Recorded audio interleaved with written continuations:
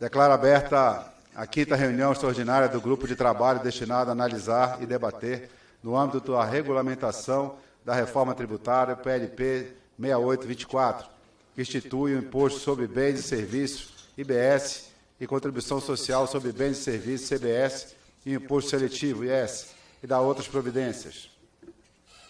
Encontra-se à disposição na página do grupo da internet a ata da 4ª reunião realizada no dia 3 de julho de 2024. Fica dispensada a sua leitura nos termos do artigo 5º do ato da mesa, número 123, de 2020. Não havendo quem queira retificá-la, em votação a ata.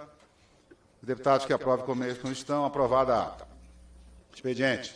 Informo que a sinopse do expediente recebido encontra-se à disposição na página do grupo na internet.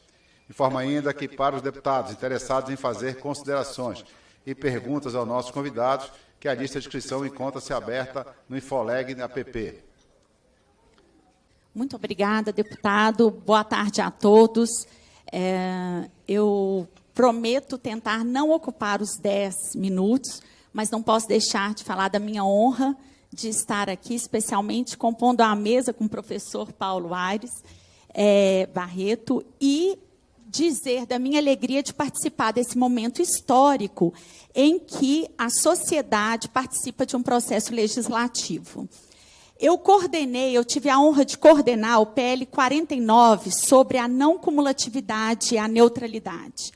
O PL 49, ali sim nós temos uma não cumulatividade plena, uma neutralidade como o tributo deve ser. Então, eu gostaria de trazer rapidamente alguns apontamentos. O tema que nos foi proposto aqui, que é a operacionalização do IBS e da CBS, tem como fulcro, né, na reforma tributária, tem como fulcro a neutralidade.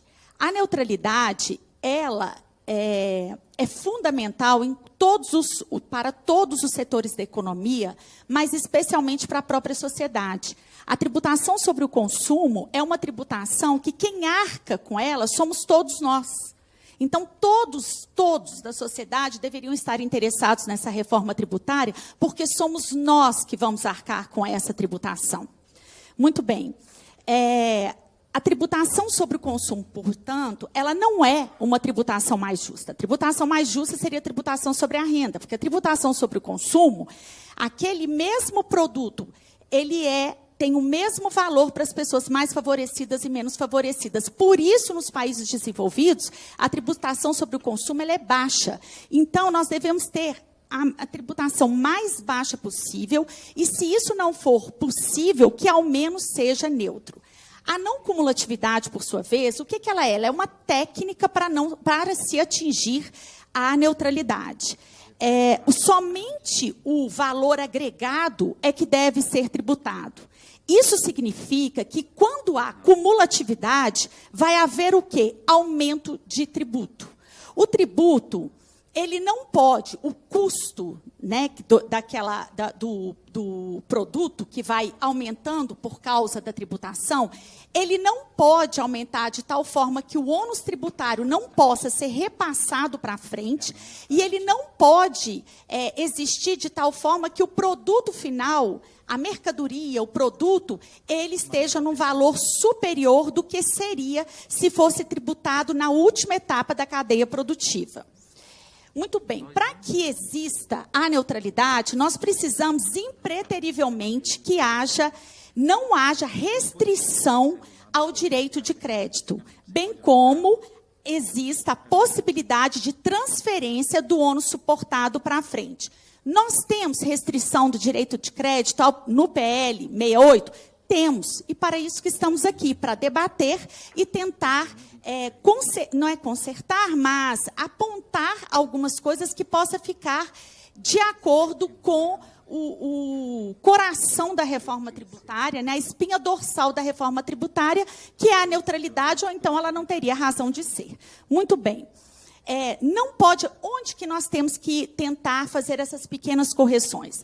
Não pode haver obrigação na comprovação do pagamento. Isso já foi falado aqui por vários juristas. Por que não pode haver? Porque o contribuinte não é fiscal, isso é obrigação da autoridade administrativa.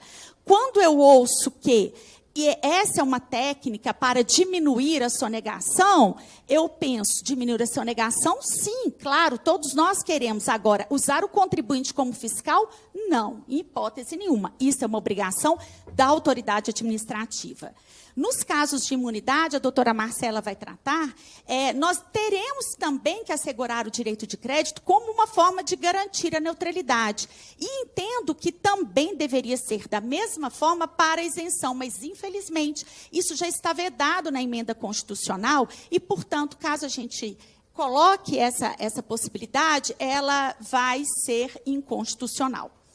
Há que se restringir, também já foi falado aqui várias vezes, o termo uso e consumo pessoal.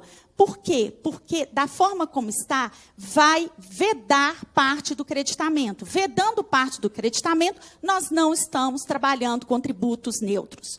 Muito bem, vamos passar para o split payment. Já foi dito aqui, já foi mostrada a operacionalização dele, e eu sou uma das poucas que defendo o split payment nos nossos grupos de trabalho, mas não da forma exatamente como está posta. Então, algumas questões elas precisam ser corrigidas. E eu digo o seguinte, vamos defender o split payment e vamos defender perante os estados, ou nós teremos de volta a substituição tributária. A substituição tributária ela não foi revogada pela emenda constitucional 123 na Constituição. Nós sabemos que os estados, eles querem a volta da substituição tributária. Então, nós precisamos também nós temos aqui, nós somos técnicos, juristas e políticos no sentido de discussão e de conversar a respeito das possibilidades. Então, prefiro defender o split payment do que a substituição tributária. Muito bem, o split payment ele pode existir desde que, 1, seja opcional, 2, não há obrigatoriedade de conferência do pagamento por parte do contribuinte, 3, haja devolução do crédito, o ideal era no mesmo mês, 30 dias, se não pode, no máximo 60 e não 75 dias. Aqueles 3 dias dito, o próprio secretário extraordinário Bernardo Api disse que é possível fazer essa devolução, não em 3 dias, mas simultânea. A questão é que houve um pedido para inicialmente colocar em 3 dias, com medo de que aquilo não conseguisse se operacionalizar. Mas podemos bater nessa tecla, porque eu ouvi do próprio secretário que acredita que é possível. Muito bem. Se não houver devolução, que haja possibilidade de compensação. Então, com estas e mais algumas outras sugestões que foram colocadas, vamos implementar o split payment. Será que nós estamos prontos para essa implementação? Tecnicamente falando, eu tenho certeza que sim. Nós saímos à frente de muitos países, eu acredito que sim. Só que nós não podemos implementar e já deixar sem os testes que devem ser feitos, o contribuinte à mercê de um programa que pode não funcionar. Portanto, deve haver uma previsão expressa de que, caso haja um problema na implementação, o contribuinte não pode ser penalizado com isso. E, considerando que eu falei lá no início, que ele deve ser optativo, então nós não teríamos problemas em relação a isso, até que ele fique perfeito. Muito bem, já finalizando, o princípio da neutralidade, ele é diferente de manutenção da carga tributária.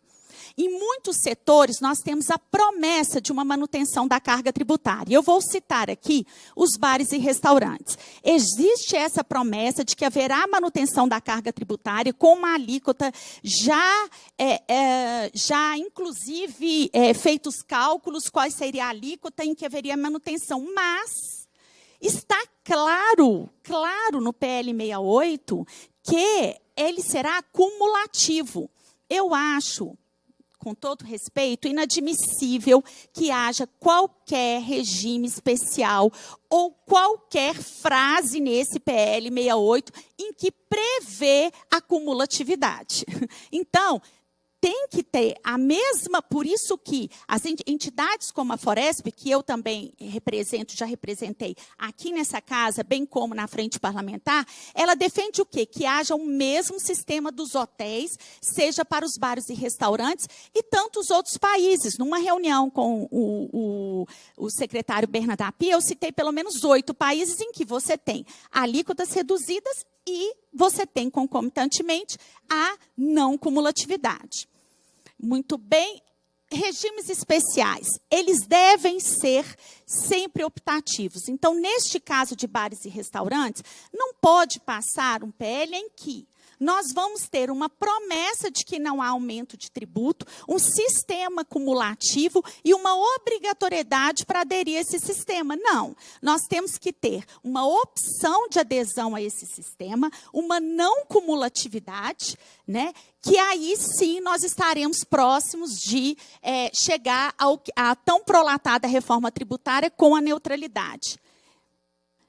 Já fechando, eu cheguei nos 10 minutos, mas eu finalizei. Essas são as considerações que eu queria fazer. Estou à disposição para discussões sobre o tema, lembrando sempre que a espinha dorsal da nossa reforma tributária é a neutralidade e simplificação. Então, não podemos negociar a neutralidade, a não cumulatividade na nossa reforma. Obrigada.